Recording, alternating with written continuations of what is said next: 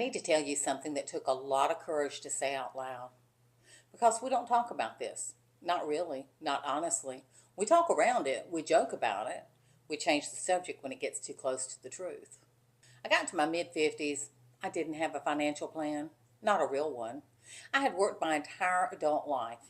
I'd shown up, clocked in, given everything I had to a career that I loved, and somehow, in the middle of all that showing up, I never had properly shown up for my own financial future.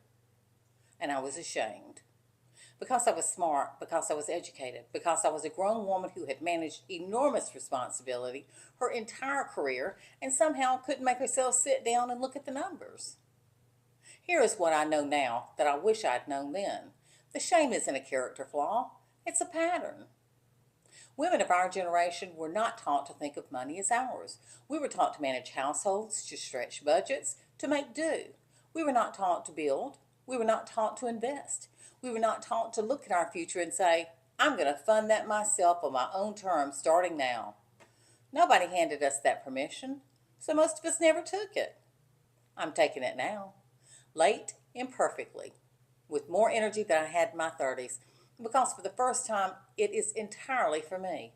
I'm building something in midlife that I did not have the clarity or the courage to build before.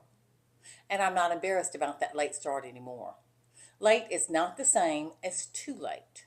And starting over is not the same as starting from nothing. You are bringing everything you have learned, everything you've survived, everything you have become into the next chapter. That is not a disadvantage. That is actually your greatest asset.